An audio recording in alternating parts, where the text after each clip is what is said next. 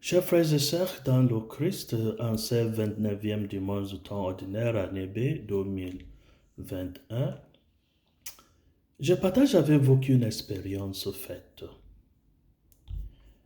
Je constate dans les familles, dans la société, dans les pays, dans les continents, les gens ont déjà pris l'habitude de se plaindre. Les gens se plaignent de tout. Mon mariage ne marche pas comme il faut. Mon boulot, mon travail ne marche pas non plus. L'économie ne marche pas. La politique ne marche pas. L'amitié ne marche pas. Il n'y a que des guerres, des violences, des commérages. Les gens se plaignent à tout temps. Alors, je me pose la question, que faire à ce stade-là? Si les gens se plaignent, que faire? Quelle est la solution? Alors, je me propose de méditer sur dimanche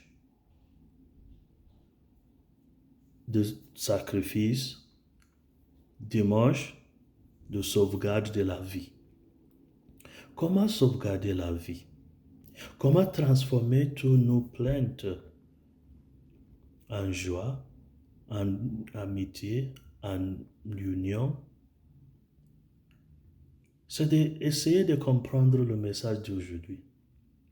Dimanche de sauvegarde de la vie. Comment sauvegarder la vie? Notre première lecture nous donne un exemple.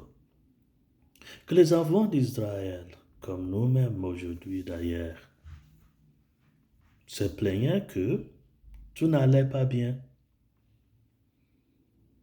Il y avait le pouvoir impérial babylonien qui les matait. Il y avait l'exil, il y avait les dirigeants, il y avait des guerres partout. Et la solution que notre première lecture tirée de la prophétie d'Isaïe nous donne, c'est le sacrifice.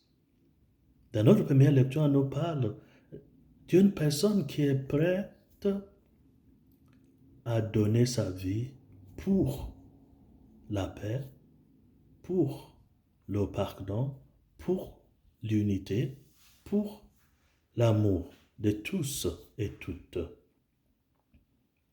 Et on nous dit dans la première lecture d'aujourd'hui, ayant donné sa vie, la conséquence sera beaucoup de descendants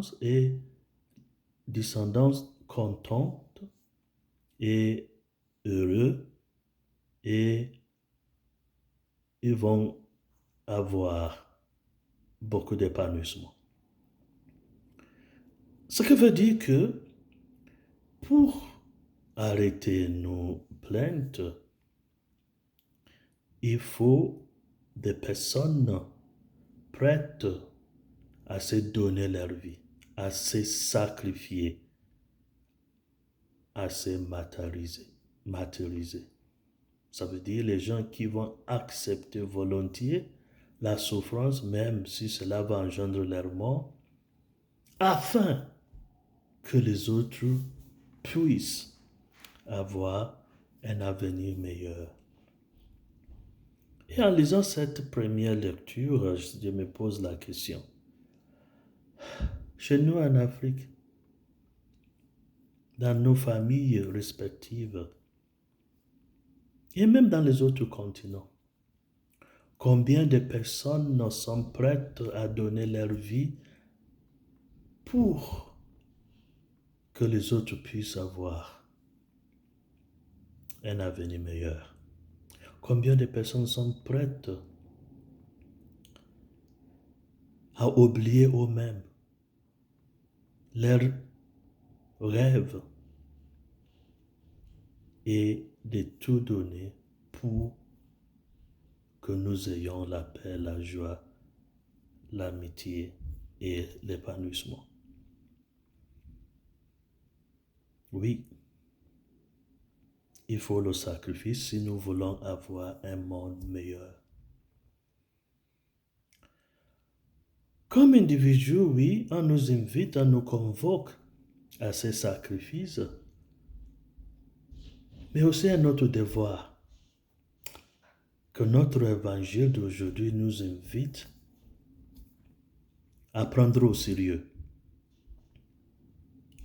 Essayez de faire taire, essayez de corriger des gens qui veulent déstabiliser notre harmonie, notre joie, notre paix.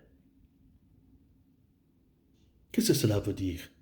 Regardez, les 2 disciples qui sont venus trouver Jésus, faire ce qu'on appelle un peu de lobbying, essayer de convaincre Jésus de leur donner de la place à droite et à gauche.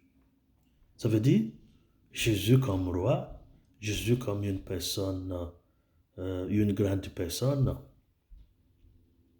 Ils veulent être à gauche et à droite de Jésus. Jésus les a dit, bon, vous voulez être à ma gauche et à ma droite? Ça veut dire qu'il faut m'imiter. Et pour m'imiter, il faut faire ce que j'ai fait. Et Jésus les a dit, j'ai la coupe de souffrance à boire. Êtes-vous prête à en boire aussi? Ils ont dit, oui, nous sommes d'accord, on va en boire. Pourquoi pas? Jésus a dit, d'accord. Jésus les a dit qu'il y a un baptême de sang, un baptême spécial que je dois recevoir. Êtes-vous prête pour cela aussi? Je dis, oui. Alors, ayant eu leur accord à 2 niveaux, maintenant Jésus leur parle. En imitant, en buvant la coupe de souffrance et aussi en acceptant le baptême du sang, il y a une 3e chose. Il faut être comme moi. Je suis venu être serviteur de tout le monde.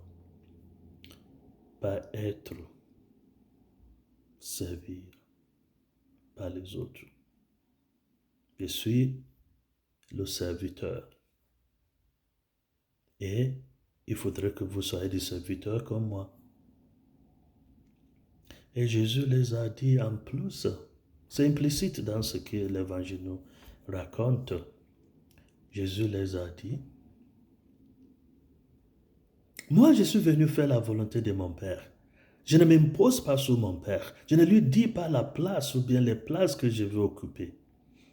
Ça lui revient de m'honorer, de me donner les places réservées pour moi. Alors, ça doit être la même mentalité chez vous, d'accueillir auprès de Dieu des places réservées pour vous, de ne pas rechercher des places, mais de les accueillir, d'attendre que Dieu vous en donne, et puis, ça sera vos places. Alors Jésus a pris le temps de corriger les 2 disciples qui ne comprenaient pas ce qu'ils voulaient être auprès de Dieu. Et Jésus vient de les expliquer ce que veut dire être un chrétien, un enfant de Dieu, être serviteur des autres. Alors si toi et moi, nous taisons face aux gens pareils, qui cherchent seulement leur volonté, qui recherchent la déstabilité de nos familles, de nos communautés, de nos pays, de nos continents, on ne peut pas avoir la joie, la paix, l'unité, l'harmonie que nous recherchons. Oui, étant prêts à donner notre vie pour un avenir meilleur, il faut aussi corriger les gens qui nous amènent des problèmes inutiles, les gens qui œuvrent à l'encontre de la paix, de la justice et de l'amour. Et les gens qui sont prêts à donner leur vie, à sacrifier leur vie pour un avenir meilleur, il y aura des récompenses pour eux. C'est de cela que par notre deuxième lecture, que Jésus-Christ, oui, il est en solidarité avec nous, c'est pourquoi il a accepté la souffrance à notre place et pour nous donner aussi un bon exemple. Mais il y a une autre chose que nous dit notre deuxième lecture. À travers nos souffrances, Dieu va nous récompenser avec le ciel. Parce que Jésus a donné sa vie, il a traversé jusqu'au ciel. Ça sera votre récompense, ça sera le mien. Si nous nous présentons comme des serviteurs des autres, comme les gens prêts à tout sacrifier pour l'avenir des autres et l'avenir du monde, les gens qui sont prêts à mettre à l'écart leurs propres visions, leurs propres rêves pour pouvoir faire la volonté de Dieu. Alors, pour cette semaine, pour toute notre vie, recherchons